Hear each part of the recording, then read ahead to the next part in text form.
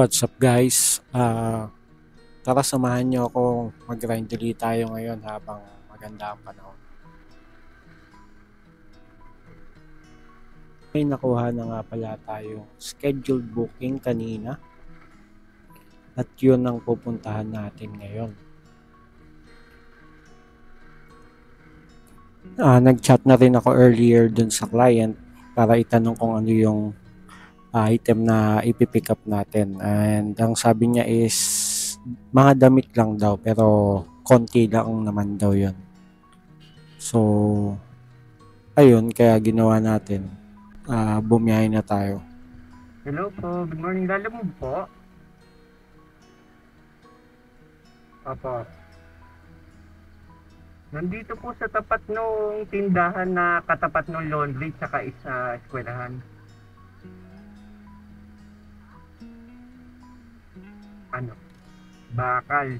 Ito pong katapat ng laundry. Nasa tapat po ng yung sa tawid, eskwelahan. Tapos yung dito sa 1465. Hello po ma'am. Nandito po ako sa tapat ng... Ayan. Okay. Sige po, sige po. Ang scheduled booking natin is from Manila to Malolos for 238 pesos.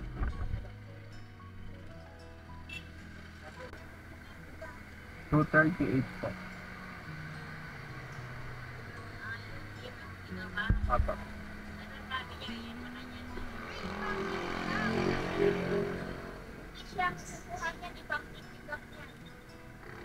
Damit daw po.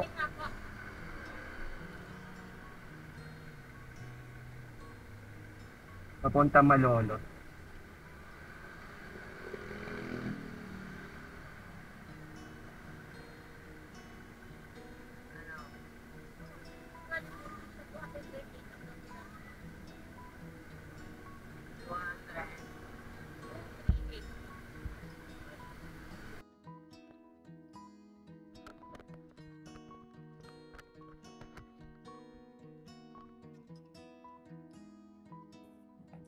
After a few minutes nung pick up natin, nakakuha rin naman tayo ng booking na isasabay natin pa punta ng Bulacan.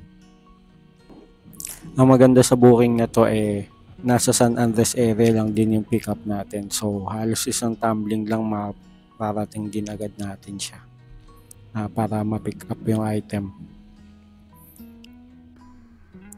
Itong second booking natin is from Manila to Balagtas for 228 pesos. So ito, nirating na rin agad natin yung pick up location. Maraming beses na rin ako nakapag-pick up dito sa company na to. Halos lahat yun, puro pabulakan yung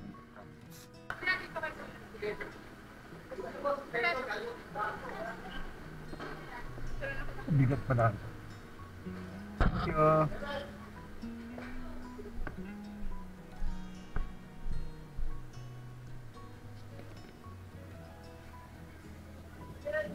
So after natin mag-pick up, syempre nagbiyahe na tayo pa Bulacan. Unfortunately, wala tayong nakuwang kasabay na saver booking sana. Wala. At eto, bali inuna nating i-drop off yung second booking natin, yung papuntang Balagtas, kasi cream cheese yun So perishable goods yun. Kaya dapat siya talaga yung mauna na ma-drop natin. Also, siya kasi talaga yung una nating i-drop off kasi Balagtas lang siya Mauuna kasing daanan natin yung Balagtas bago tayo makarating ng Malolos. So, kumbaga, common sense na lang, yun yung pinaka bungad talaga na madadaanan natin. Unang-unang madadaanan natin. So, dapat yun talaga yung para hindi tayo magpabalik-balik sa kalsada.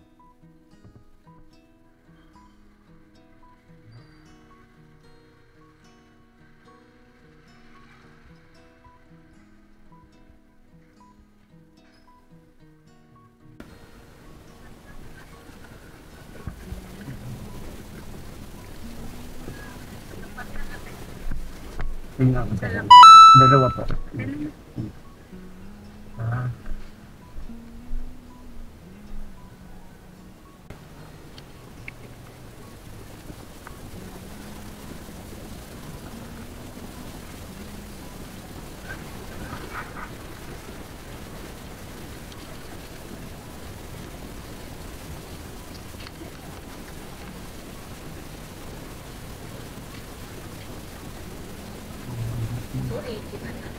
Two 282.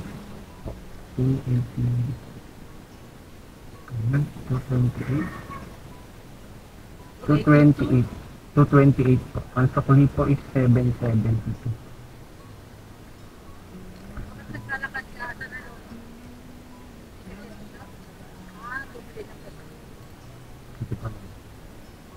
Thank you. Salamat po.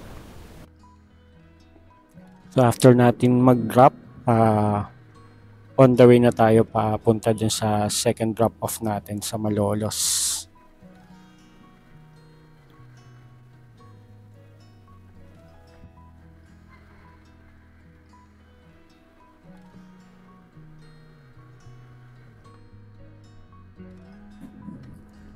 So yan, nandito na tayo sa subdivision sa may Malolos. Medyo malayo ito kasi lampas pa to ng Malolos crossing.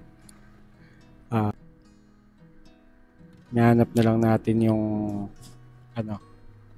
yung drop off location natin.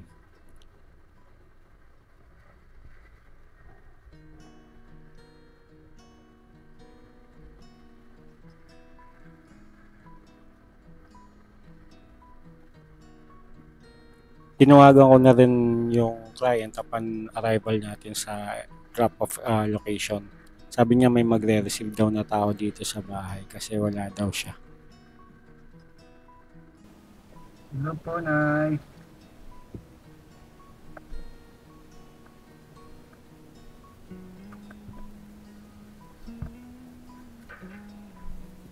Papasok ko na para hindi kayo mahirapan. Salamat po. Gusto niyo idalhin ko na doon para hindi kayo mahirapan. Opo. Dito sa may itim na ano.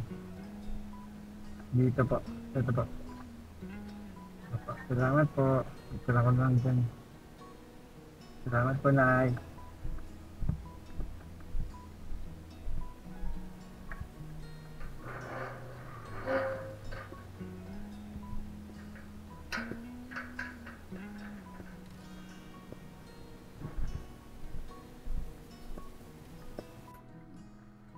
So ayun, pagka drop off natin, habang bumabaybay tayo sa kalsada nitong subdivision, nakakuha naman tayo din agad na booking pabalik na Manila.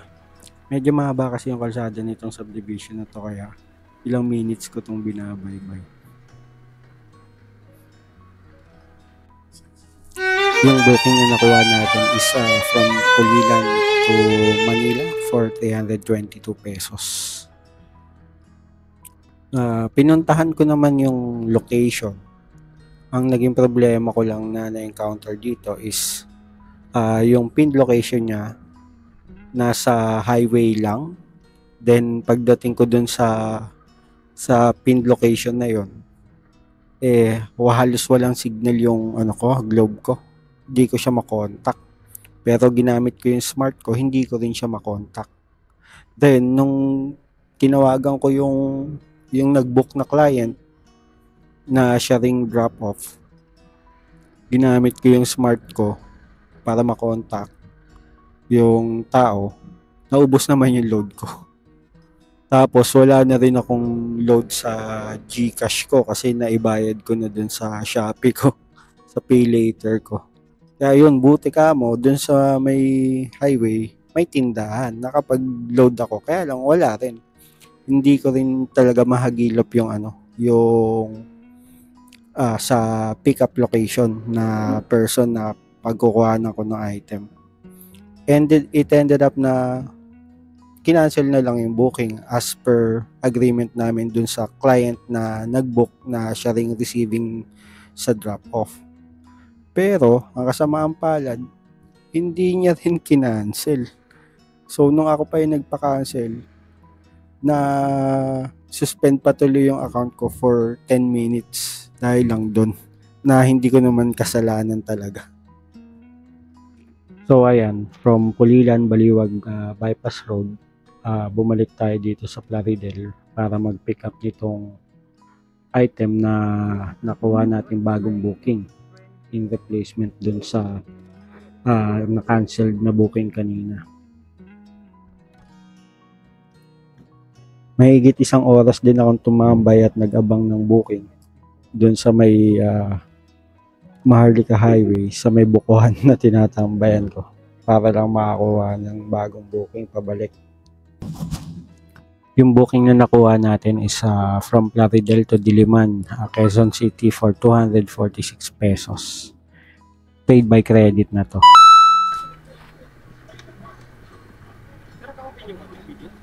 Ano pa? Hindi ano ko. Paano pumunta? Dulo gawin kanan. Thank you.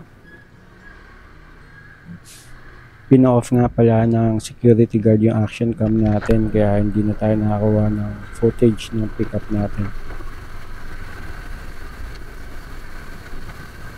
Tapos eto, ginabi na rin talaga tayo pabalik, kakagapang natin makakuha ng kasabay na building kaya lang puro ang lalayo talaga ng pickup tsaka drop off. Kaya wala tayong no choice. Dinahin na natin kahit nag-iisang booking lang.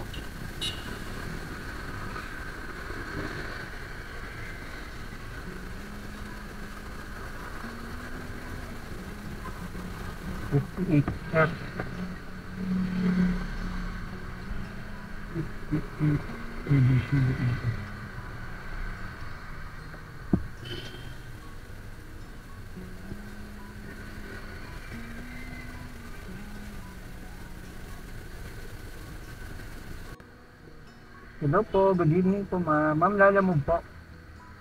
Dito na po ako sa tapat ng Green Gate, yung may 58 South Tobia. Tatak na lang po ako. Dito. Anong po sabihin ko? Anong unit? Sige po. Salamat po. Sige po. Salamat po. Sir, kay Chelsea daw po ulit. Chelsea. Thank you.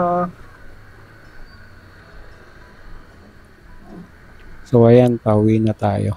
Pagod at gutom na rin dahil sa layo ng biyahe at hindi pa ako nanananghalian. Going back, yung